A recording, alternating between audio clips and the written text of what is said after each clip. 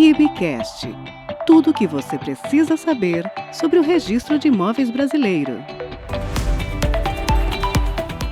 Olá, comunidade registral, eu sou Érica Stocco, você já me conhece, diretora de comunicação do Registro de Imóveis do Brasil, e estamos hoje com mais um episódio do nosso RIBcast.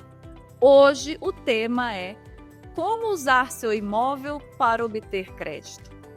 Quem de nós não tem aquela história de família ou uma história pessoal que foi lá, investiu, sonhou com seu imóvel da sua família para moradia, ou para fazer o seu negócio, ou para abrir o seu escritório, realizou aquele sonho, está curtindo o imóvel e começa a refletir: como eu posso multiplicar essa conquista?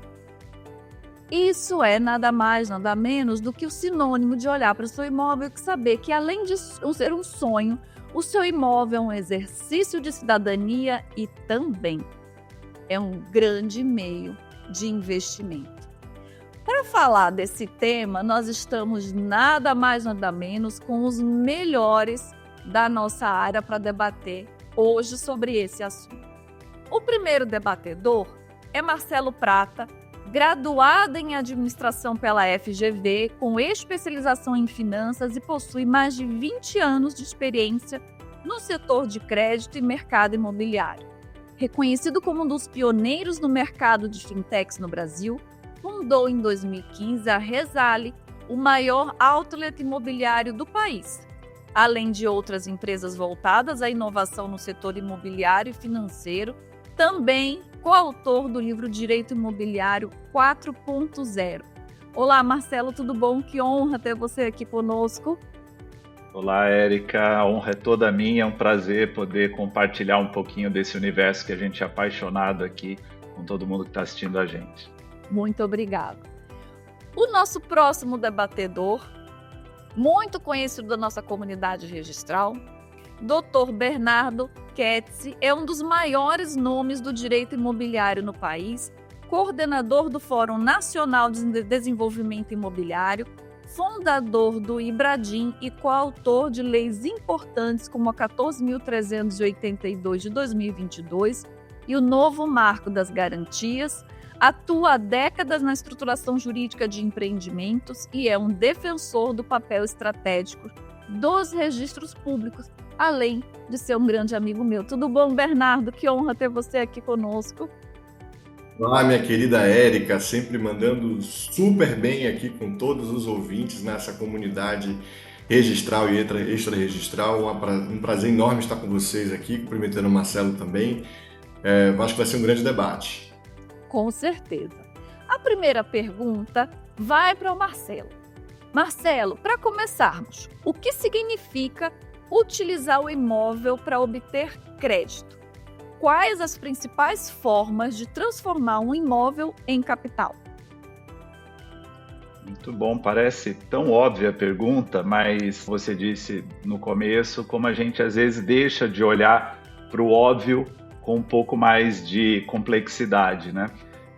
A gente está acostumado a pensar no ativo imobiliário como tijolo, concreto, e como você bem disse, né, muita gente vai construindo esse patrimônio, né, concreto, literal, ao longo da vida, né, a ponto que muita gente depois na velhice tem que lidar com a falta da liquidez, né, ele tem o patrimônio imobiliário e às vezes não tem liquidez para arcar as despesas do dia a dia.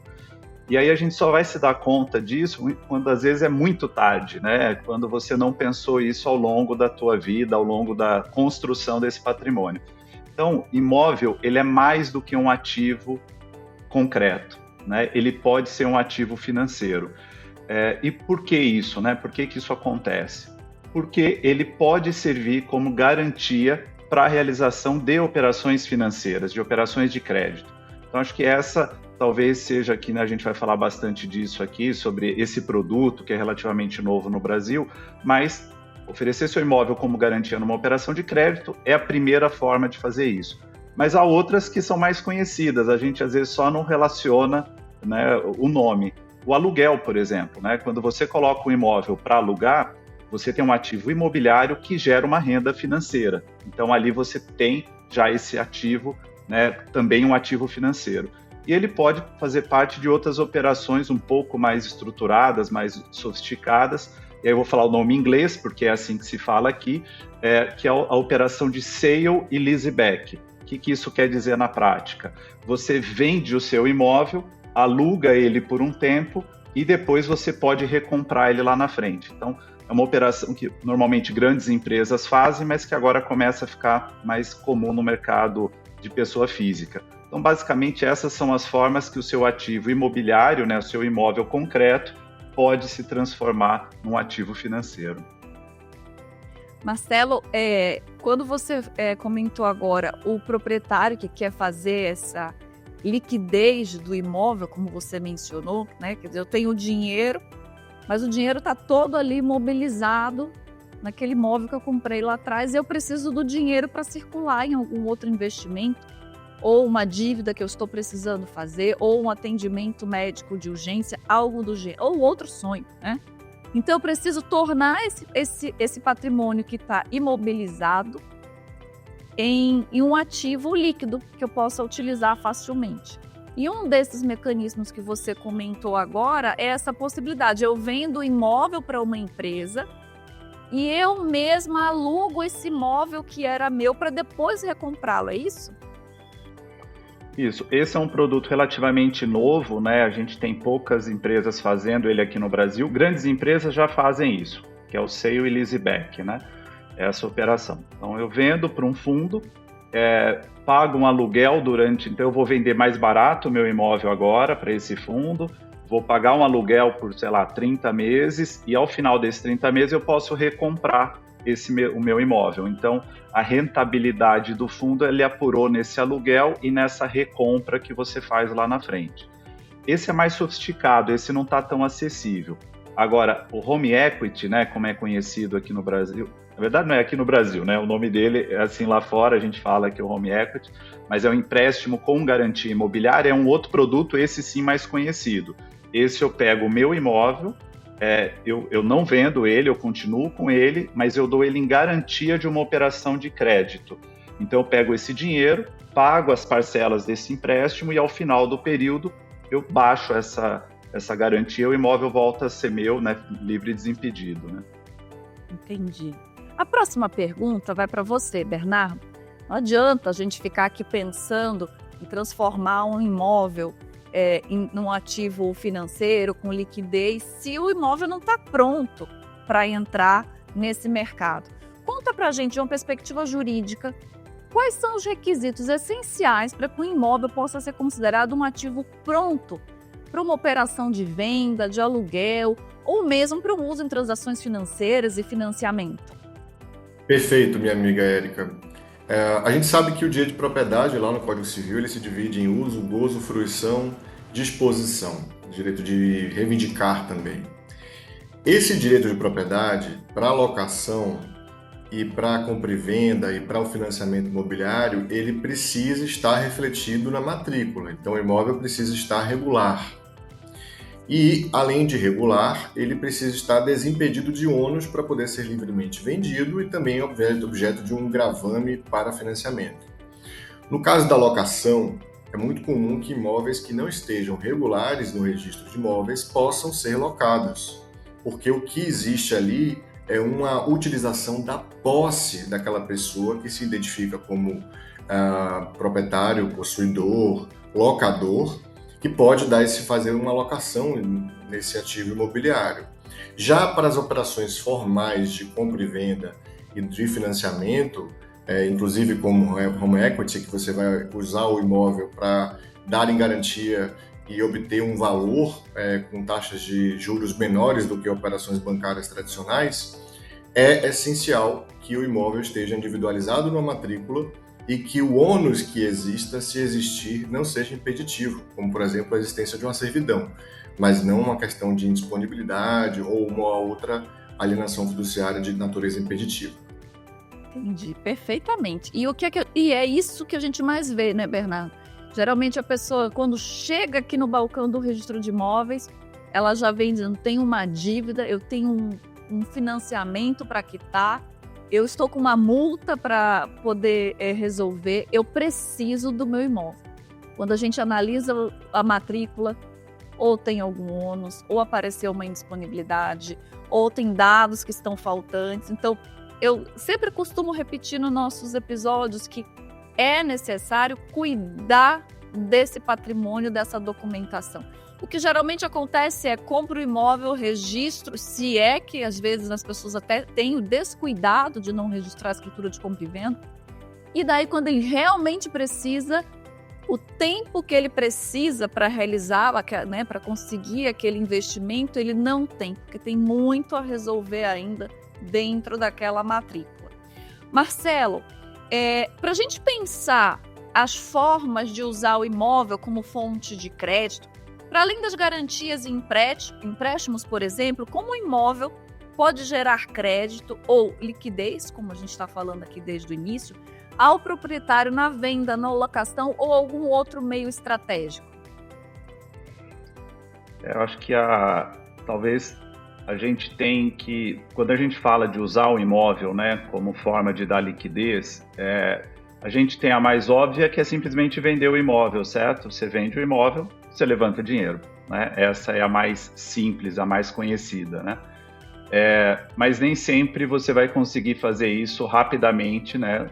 Se você estiver precisando daquele dinheiro no curto prazo. Então, o crédito atrelado ao imóvel, como a gente falou, né, na primeira pergunta, o empréstimo com garantia imobiliária, ele é a maneira mais rápida de fazer isso. Então, se a gente tiver que elencar, né, quais são as formas de fazer dinheiro mais rápido com o seu imóvel, o empréstimo com garantia é a mais rápida, é a mais óbvia, né, hoje disponível no mercado. E como o Bernardo bem falou, é uma modalidade de crédito hoje das mais baratas que a gente tem, porque você tem uma garantia real, né? Você tem um imóvel que o credor, o banco, se ele precisar executar, né, aquela garantia, se ele precisar recuperar o dinheiro, ele vai usar essa garantia para isso. E o imóvel, né, ele é um bem que traz essa solidez, essa garantia para o credor.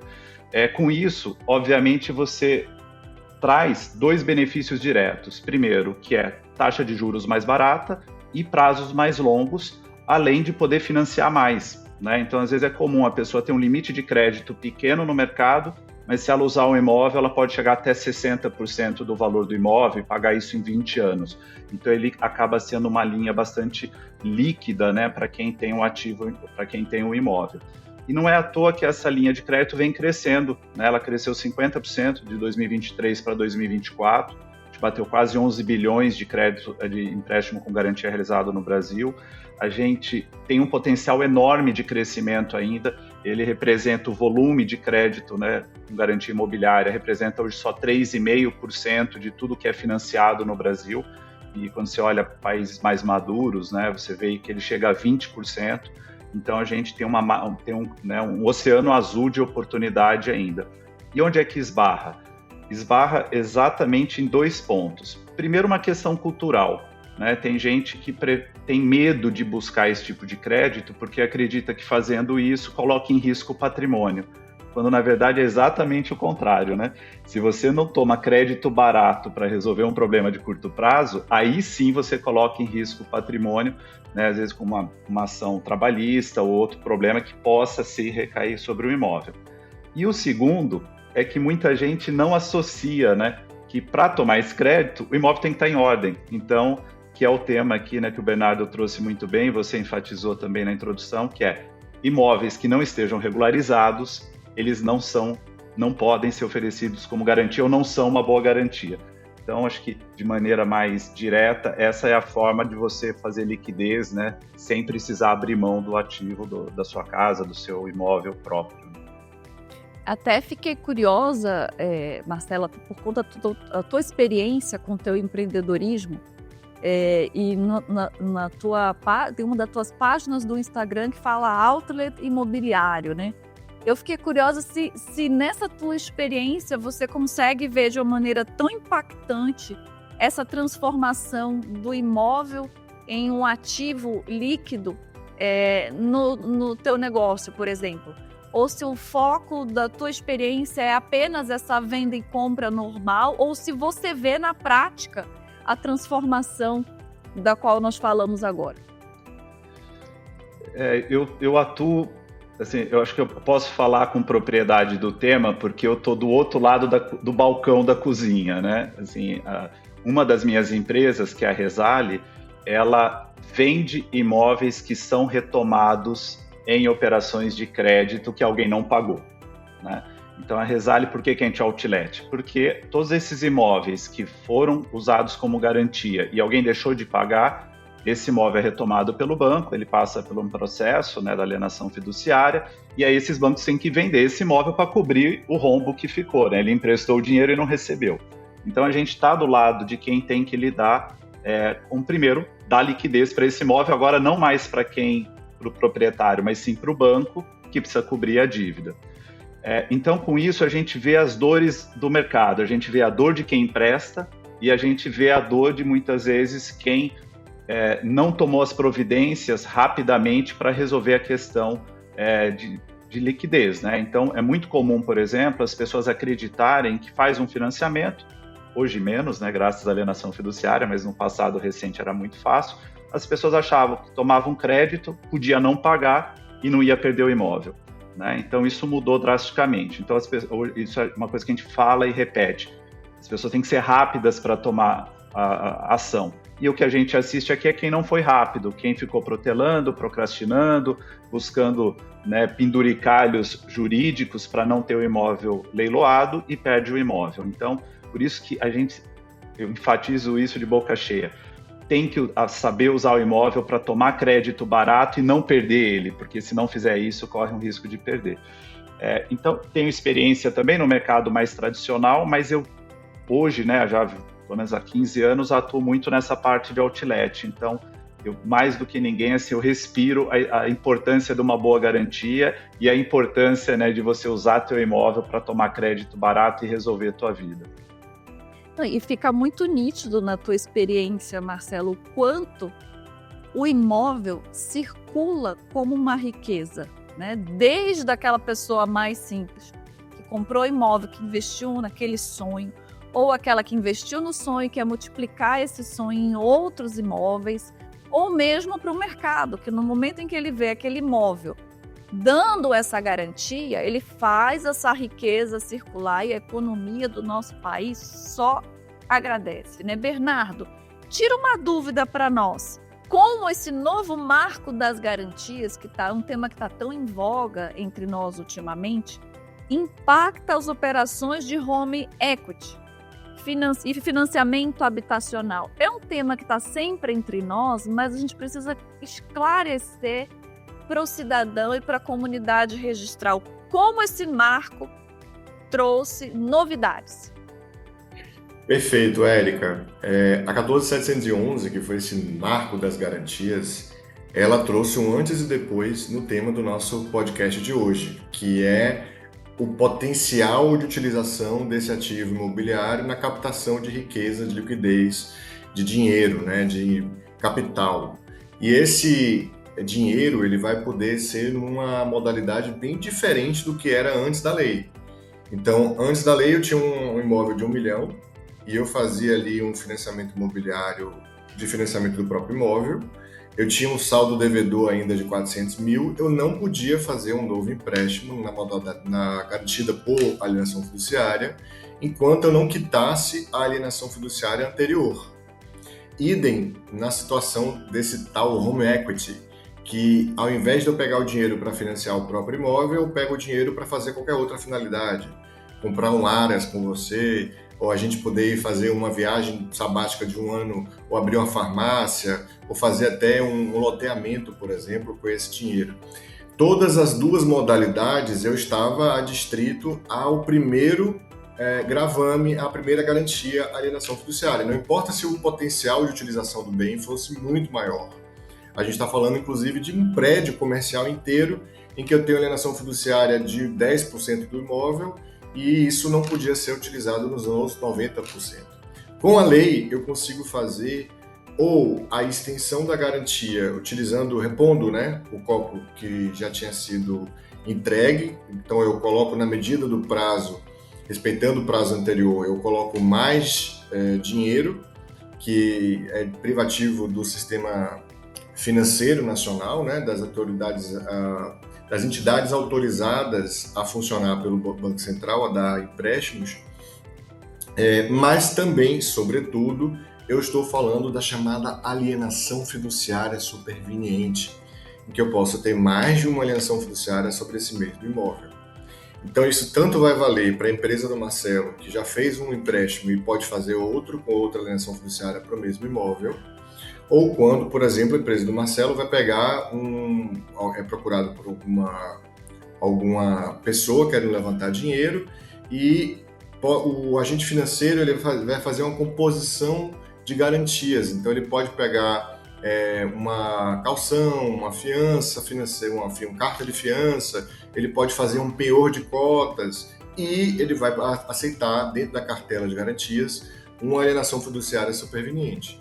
A alienação fiduciária superveniente é como se fosse uma peça de Lego, que ela acopla na primaz, na que já existe lá, e se essa for executada tendo saldo, a segunda bebe junto, e quando essa primeira acaba de pagar, a segunda Cinderela vira a própria princesa única na alienação fiduciária dentro da matrícula. Então ela vira a primaz.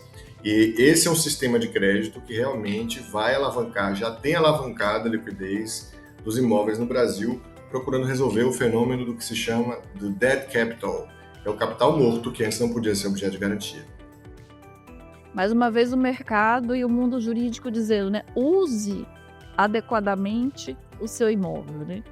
O mercado dizendo para nós, cuide do seu imóvel, porque ele pode te ajudar uma vez ou uma segunda, e a gente está criando mecanismos para essa circulação de riqueza, né? Mas, Marcelo, tira uma dúvida que eu acho que é a dúvida de muitos de nós.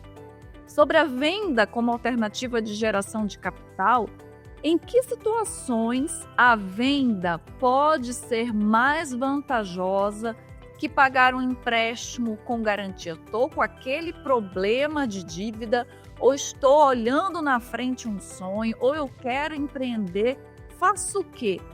Vendo meu imóvel ou tento um empréstimo? Quando a venda pode ser melhor? Bom, toda vez que a gente fala sobre venda de imóvel, ele é um assunto que traz muita paixão, né? Então, vai ter gente que vai dizer que cogitar a venda é a pior coisa do mundo que você faz, e vai ter gente que vai defender com unhas e dentes que você tem que vender. Então, deixando a paixão de lado, assim, sendo bem pragmático, né? Em que momento faz sentido, né? Se eu tenho, então eu vou colocar o cenário que você trouxe, que pode ser um cenário, né, como a gente diz aqui no interior de São Paulo, da dor de barriga, né? Então, eu tive uma dor, eu preciso resolver, preciso de dinheiro rápido, né? É mais vantajoso eu vender o imóvel, e aí eu tenho que saber, primeiro, que eu vou vender não pelo preço que eu gostaria, não vou vender pelo preço de mercado, porque se eu preciso vender rápido, eu vou ter que vender abaixo, né, do valor de mercado. Só assim você consegue ter liquidez rápida no imóvel. Mas em que situação isso compensa? Se você não tiver perspectivas de renda, né? Então não adianta eu ter um imóvel, vou fazer um empréstimo com garantia, mas não vou conseguir pagar as parcelas, de nada adianta. Então, se eu não tenho perspectiva, né, de que eu vou ter renda suficiente nos meses subsequentes para pagar essas parcelas, a venda pode ser interessante. Tanto é que muitos players, né, do mercado financeiro, muitos bancos, eles até oferecem essa solução. Falam, faz o empréstimo para você ganhar mais tempo para vender, e aí a hora que você vende, você quita o empréstimo. Mas sempre um risco, porque se você não conseguir pagar, né, 2, 3 parcelas, esse imóvel já pode, né, iniciar o processo de retomada, consolidação da propriedade pelo agente credor. Então, vender primeiro, eu não tenho capacidade de pagar parcelas, é melhor vender, vende rápido, apropria essa frustração de não vender pelo que você gostaria, mas resolve a tua vida, né? A segunda situação é quando esse imóvel ele é um trampolim para um negócio melhor. Então, eu tenho um imóvel, estou vendo um outro imóvel que está com uma baita oportunidade ali, né, seja para uso próprio, seja até para locação, e aí eu vou usar o meu como parte, né, da negociação. Então pode ser um bom negócio eu fazer uma venda rápida ali, porque isso vai me trazer um ganho, né, no segundo imóvel ou no outro negócio que eu estou fazendo. E por último, que é uma situação que a gente vê bastante acontecer aqui dentro, né, aqui na Resale, que são as pessoas que, vou usar o termo em inglês que se usa no mercado, que é o house flipping. Eu flipo o imóvel, então eu compro, faço uma pequena reforma e revendo. Então essa operação vira um negócio, eu compro e revendo imóveis, né? Então eu ganho dinheiro nisso. Quando eu compro barato, vendo a mercado, eu ganho esse spread, né, ou essa margem de lucro entre fazer esse negócio. Então eu acredito que são as 3 formas assim mais que me ocorrem de como vender e por que vender nessas 3 situações. Né? Nossa, tá esclarecedor, Marcelo. É bem isso mesmo, né? Se você tem condições de pagar as parcelas, utiliza o financiamento. Não tem, é melhor repensar, vender e investir de uma maneira mais adequada, né? Mas, Bernardo, quero investir, quero tornar o meu imóvel como um capital de giro para reinvestir ou para financiar. Você, enquanto advogado, quais são as tuas orientações e quais as cautelas que nós temos que ter na hora de tomar uma ação dessa? Perfeito, Érica. O Registro de Imóveis Brasileiro e a sociedade têm avançado bastante no incremento da segurança jurídica para investimento imobiliário.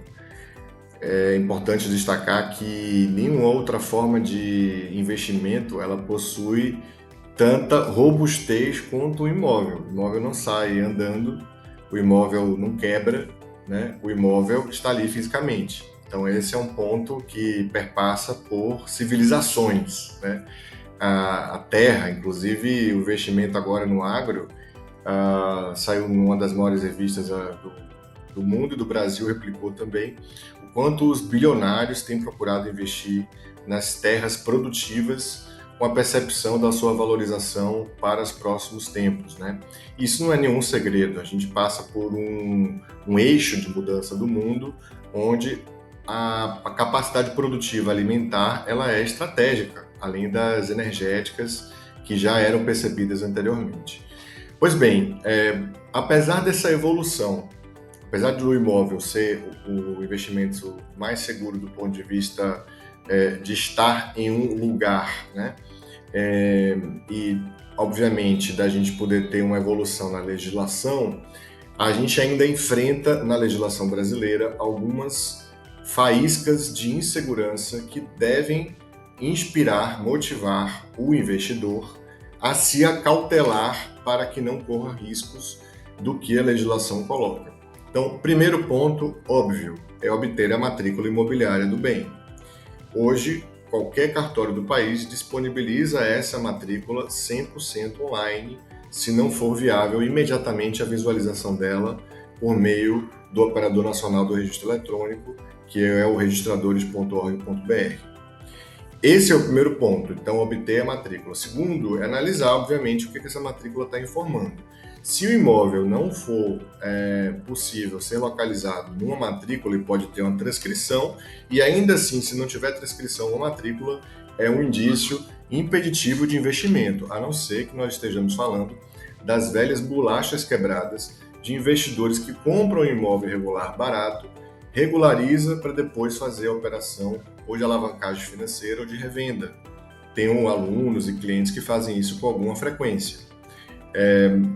Além de olhar a matrícula, Érica, a gente precisa ter algumas cautelas. A depender da natureza do bem, é preciso ter um olhar urbanístico ambiental. Então, se for um imóvel rural, eu não posso ter um passivo ambiental. Se for um imóvel urbano, ele precisa ser edificável. O imóvel vale o que nele pode ser feito. Não adianta eu comprar um imóvel que não tenha nada na matrícula de restrição, mas eu não consigo fazer nenhum tipo de construção. Então, a questão urbano-ambiental é relevante também. E aí, aquela velha história, as dívidas do proprietário podem, de alguma maneira, apesar da 1397, apesar da 14382, que conseguimos emplacar lá nessa lei importantes avanços na segurança jurídica no investimento imobiliário, é possível que aquele vendedor bastante insolvente traga problemas para a matrícula e para o comprador, com a possibilidade de falência, ou ainda com os débitos tributários, que até o momento não são obrigatórios de serem lançados na matrícula. O Registro de Imóveis Brasileiro, junto com o Fórum Nacional de Desenvolvimento Imobiliário, tem empreendido várias iniciativas para que a gente tenha tudo na matrícula, para que o cidadão não precise ir para um outro local ou instância para ter certeza do seu investimento. Estamos quase lá, mas ainda o mundo não é perfeito, não por conta dos operadores, muito menos dos registradores, mas ainda por cima do pessoal de Brasília que ainda não modificou essas leis, mas seguimos tentando. Com certeza. A matrícula, até para contextualizar para todos nós, é como se fosse uma certidão de nascimento do imóvel, né? Tem lá todo o histórico, quem foi o proprietário, quais são os impedimentos que ela tem, quais são as restrições, se tem alguma coisa que possa impedir a venda ou alguma limitação. Então, essa matrícula que o Bernardo comenta para a gente é que tem que estar limpa e clara, com todas as informações possíveis para que a gente possa se utilizar no momento desse de transformação em um ativo líquido. Marcelo, nós falamos até aqui de vender o imóvel. Eu estou em imóvel, quero vender, quero fazer um dinheiro para reinvestir. Mas vamos falar agora o inverso, sobre o processo de compra de imóvel como estratégia de investimento. Hoje em dia, muita gente compara a compra de um imóvel com investimentos como LCI, LCA, o Tesouro Direto, que está aí, né, em voga, um outro tema em voga entre nós. Quais os prós e contras de investir em imóvel frente a essas alternativas? Quero investir. Quando eu vou escolher comprar um imóvel? Quando eu vou escolher investir nessas alternativas? Bom, tem que fazer de tudo um pouco, né? Como diz aqui em Piracicaba também. Às vezes a gente tem, né, a paixão de defender, né, ideologias, né? Há brigas homéricas sobre o tema, né? Quando se fala, tem muitos investidores e gurus financeiros que proíbem, né, ou boicotam qualquer iniciativa de comprar imóvel, e a gente tem isso dos dois lados. Então, o que a gente tem que fazer é de tudo um pouco, ou como os educadores financeiros falam, a gente tem que ter, né, ovos em várias cestas separadas, né, porque aí se ela cai não quebra tudo. E acho que a estratégia para quem investe no mercado imobiliário é muito parecida, né? Então, você pode ter papéis financeiros que não têm lastro nenhum, não têm relação nenhuma com o mercado imobiliário, né? Então, sou mais conservador, eu vou para o Tesouro Direto, ou eu posso ter papéis, né, ou investimentos que tenham correlação ou lastro, como a gente fala, com o mercado imobiliário, que é o exemplo da LCI, da LCA, de CRIs, né, que são certificados de recebíveis imobiliários. Então, eu posso também, o mercado financeiro criou-se o nome de tijolo de papel, né? Porque quando você tem um papel, né, um investimento que está ligado a uma LCI, a uma LCA, ou mesmo a um CRI, você pode ter ali, ele está vinculado a um fundo, né? Ele pode estar vinculado a um empreendimento imobiliário, e a partir daí eu tenho um imóvel, só que tem um pedacinho de um imóvel, um pedacinho do que esse imóvel gera de renda, e não necessariamente o tijolo e o concreto. Mas ter imóveis também é uma estratégia inteligente para se construir um patrimônio, né? Não é à toa que a gente, ainda mais em países latinos, né, a gente tem a cultura patrimonialista. Então, você ter imóveis que você vai deixar para os filhos, para os netos, para os bisnetos, isso também conta na estratégia de investimento. Agora, quando a gente vai investir em imóvel, assim como qualquer outro investimento, é preciso conhecimento para fazer esse investimento. Então, não adianta sair comprando qualquer coisa. E a primeira coisa a se olhar, a mais importante, é o que vocês estão aqui ajudando a divulgar e falando, né, de forma clara para que todo mundo possa entender, para quem é do meio e também quem não é do meio, a importância da regularidade documental, a importância de se buscar a informação dos ativos.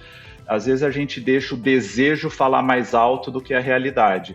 Então eu desejo muito morar num imóvel, eu desejo muito comprar aquele imóvel, e aí eu faço vistas grossas a olhar a documentação desse imóvel. Eu creio, né, ao invés de pesquisar, investigar.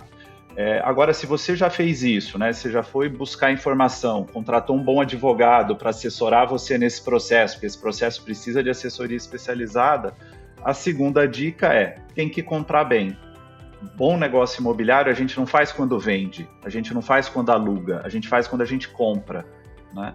Então, você quer fazer um bom negócio, você tem que comprar bem. Então, se eu vou num lugar que tem 100 unidades para vender de um apartamento e eu comprar esse apartamento junto com as outras 99, ali junto com outros 99 compradores, dificilmente eu estou fazendo um bom negócio, porque está todo mundo pagando o preço cheio de mercado. Eu vou fazer bom negócio quando eu garimpo, né? Minha filha tem um outlet de roupa, né? E tem um brechó. Então, tem que garimpar. Bom negócio imobiliário, você tem que garimpar. Como você vai na loja procurar lá uma calça de marca num preço super legal, assim é o imóvel. Você tem que garimpar, pesquisar a documentação, ter boa assessoria jurídica, aí sim você vai fazer um bom negócio. Verdade, Marcelo. Até pegando um gancho que o Bernardo comentou há pouco, há uns poucos anos atrás, realizei um grande sonho meu, que era ter uma área rural. Eu sempre fui apaixonado, vocês sabem, quem gosta de cavalo, gosta de terra. E na mesma oportunidade em que eu comprei esse meu pequeno alqueire, o do lado também estava sendo vendido. E eu pensei comigo, eu falei, não, eu não vou usar não, acho que é muito arriscado para uma pessoa que está começando. E Bernardo, você acredita que eu não ousei, deixei passar e hoje, menos de 4 anos depois, essa área está valendo mais que o dobro? Olha a riqueza circulando pelas terras do nosso país, não é, Bernardo? Demais. Eu acho que colocando aí numa linguagem de pedagogia, o que o Marcelo muito bem explicou, a primeira fase é eliminatória, né, do imóvel. Então, se o imóvel está apto ou não a ser adquirido, precisa da assessoria jurídica. Isso é algo muito comum em países como a Inglaterra, não se faz transação imobiliária sem a presença de um solicitor. A gente não pode confundir a importância de um corretor na geração de negócios e oportunidades, que não se confunde com a importância do advogado, que vai dar a segurança da operação, né? E eu acho que a segunda etapa não é mais eliminatória, é classificatória. O que eu vou conseguir fazer com esse imóvel? Quais são as oportunidades de investimento com ele? Será que ele vale o que está sendo pedido? Como é que eu vou conseguir rentabilizar? E aí sim, um bom consultor financeiro imobiliário ele é essencial para alavancar essa oportunidade. Com certeza. Bem que o corretor imobiliário que estava junto comigo me indicou e eu não comprei aquela terra. Devia ter falado com você também, Bernardo. Tenho certeza que teria me dado algumas dicas ricas para esse investimento. Mas do ponto de vista jurídico e patrimonial, Bernardo, qual que é a principal vantagem de ter um imóvel regularizado como investimento em comparação a ativos financeiros? Olha, o crédito que se dá a imóvel, ele é o menor crédito do mercado e muito menor do que o se dá a móveis, né? Então, se eu tenho um ativo financeiro que ele não é imobiliário, eu vou ter uma forma de alavancar esse recurso diferente. Obviamente, quando eu estou falando do dinheiro em si, eu estou falando sim da possibilidade de eu fazer outros tipos de operações que podem ter uma rentabilidade ainda mais interessante. Mas estou falando de cotas, estou falando de investimentos em maquinário, helicóptero, etc. Tudo isso não tem o mesmo valor de potencial de geração de riqueza, de levantar recursos, né, do que o imobiliário. O segundo ponto, se eu tenho dinheiro, ele está em dinheiro com alguém, né? Esse capital está investido em algum lugar. Algum banco, algum Tesouro Nacional, etc. E quando a gente fala de debêntures, a gente está falando de ações, a gente está falando de eu ter um crédito em face de uma pessoa jurídica. Essa pessoa jurídica ela pode passar por flutuações de situações financeiras. E isso pode desvalorizar ou ameaçar o meu risco. O meu capital, perdão. Isso pode desvalorizar ou ameaçar o meu capital, o meu ativo. Uma das maiores advogadas do país, Érica, ela costuma fazer reestruturação de obra parada e ela investia muito em imóveis, né? E boa parte do dinheiro que ela colocou num banco que quebrou. Ela só conseguiu recuperar a parte do fundo garantidor de crédito, do FGC, né? A parte que sobejou ainda é motivo de disputa judicial. Então não é muito concebível isso na área imobiliária. Para que eu tenha um imóvel regular, eu vou ter que adotar as medidas de conformidade com a legislação, né? Se minha fábrica está sem averbação de construção, ela não vale a mesma coisa. O banco não vai utilizar aquilo como avaliação do bem, porque não vai poder ser objeto no leilão de consideração, ou pode haver dúvida sobre isso. Então, eu preciso que a minha dominalidade ela esteja corretamente espelhada na matrícula, para que esse empréstimo possa ser objeto de alocação, de garantia desse gravame.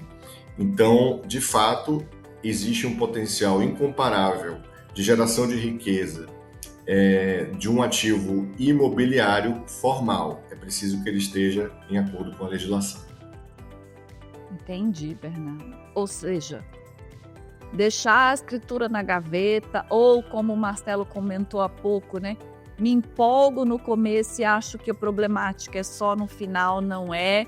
Quero comprar o imóvel com contrato de gaveta, nem pensar, sem olhar a matrícula, nem pensar. Ou seja, o X da questão começa quando você escolhe o imóvel, seja para morar, seja para investir, né, Marcelo? E daí, para a gente encerrar, porque se deixar nós vamos passar horas aqui conversando, eu tenho tantas dúvidas sobre esse tema, mas acredito que o episódio de hoje seja realmente para dar essa abertura de visão e de portas. Eu queria a dica de ouro de cada um de vocês, para quem está nos ouvindo. Quero obter crédito por meio do meu imóvel. Marcelo, qual que é a dica de ouro? Bom, se você já está com o problema agora e precisa resolver de imediato, então empréstimo com garantia, você tem várias opções hoje no mercado. Vai por aí que você, e tiver como pagar essas prestações, obviamente, então o empréstimo com garantia é a forma mais rápida de você levantar dinheiro. Agora, se você ainda não tem o problema, mas já quer se antecipar, e como é que eu me preparo para quando um dia eu precisar levantar dinheiro, seja para uma emergência, seja para um investimento, como é que eu faço isso? É investindo na documentação e na regularização do imóvel. Não adianta uma casa linda, maravilhosa, reluzente, né, como se diz no interior, né, por fora bela viola, por dentro pão bolorento. A documentação tem que estar em ordem, é o melhor investimento que você pode fazer. Vai vender melhor esse imóvel se precisar vender e vai conseguir tomar crédito mais fácil se precisar. Bernardo, curiosa, sua dica de ouro. Minha dica de ouro é para todo mundo nunca confundir, isso é básica, hein? Mas elementar, uma escritura com a matrícula. Muitas vezes a gente pede para o cliente mandar a matrícula, ele manda a escritura. Amigos, a escritura é um nome para um contrato feito pelo tabelião, um contrato público. A escritura é um contrato, ele não é um registro. O registro é hospedado, guardado, registrado por pessoas como a registradora de imóveis Érica, no registro de imóveis. E o registrador não é tabelião. O tabelião faz a escritura e o registrador é quem registra, e só é dono quem fez a escritura e levou a registro. Não adianta fazer só a escritura. Falei isso para meu querido tio, um grande poeta, jornalista, músico, autor, que infelizmente nos deixou nos últimos tempos. E o diacho do meu querido tio, queridíssimo, só fez a escritura, não tinha feito o registro. E isso, de fato, foi um casa de ferreiro espeto de pau. Porque isso acontece muito, né? Quando a gente vai ver depois, a pessoa só fez a escritura e não fez o registro. Quase deu um problema, porque o proprietário depois ficou indisponibilizado. E aí, gente, para regularizar é uma loucura. Não deixem de regularizar e de registrar a escritura da forma certa. E deixar bem claro, né, Bernardo? Registrar a escritura significa olhar na matrícula e ver quem é o proprietário dela. Ou seja, seu nome precisa aparecer lá. Porque eu já vi esses dias, muito recente, em um evento, uma pessoa olhou para mim e falou assim: eu tenho a matrícula do imóvel. Falei, ela é minha. Falei, veja aqui, na verdade ele tinha o papel. Ele tinha um papel que estava o nome de uma outra pessoa, mas ele, não, mas olha, quem tem a matrícula sou eu. Então não é o papel, né? É o seu nome dentro daquele documento, você sendo o proprietário, né? Que episódio incrível! Minha cabeça, como eu falei para o Ivan Jacopetti esses dias, está cheia de sinapses, pensando como eu posso multiplicar as minhas ideias e meus ativos com o meu imóvel. Marcelo, Bernardo, muito obrigada pelo episódio de hoje. Queria as palavras finais de vocês. Marcelo, por favor. Bom, primeiro agradecer o convite. É sempre um privilégio poder estar com gente tão boa falando sobre um tema pelo qual sou apaixonado, que é o mercado imobiliário e o mercado financeiro. Obrigado demais pelo convite, parabéns pelo trabalho que vocês estão fazendo. Falávamos um pouco antes de começar o episódio sobre como as coisas, né, como a gente só muda através do conteúdo, da educação, da cultura, e vocês deram exemplos agora maravilhosos de como esse Brasil é feito de Brasis, de bolhas, né? A gente acha que todo mundo entende do que a gente está falando e às vezes a gente tem que ser, como disse o Bernardo, muito pedagógico, didático, lúdico até, para poder levar conhecimento para quem mais precisa. Então, obrigado pelo convite e vida longa ao programa. Muito obrigada, Bernardo. Obrigado pelo convite, parabéns pela equipe excelente, Érica, que se demonstra super profissional. Uma alegria estar com todos aqui. Longa vida ao seu talento como comunicadora, ao programa. Parabéns a toda a equipe. Parabéns, Domênica, Felipe e todos mais que participaram aqui da organização. E também não deixem de fazer os seus investimentos imobiliários da maneira certa. Isso é muito importante e realmente vai garantir não só o seu futuro, mas também o das futuras gerações que lhe sucederão. Muito obrigada. Encerra-se aqui mais um episódio do nosso Ribcast.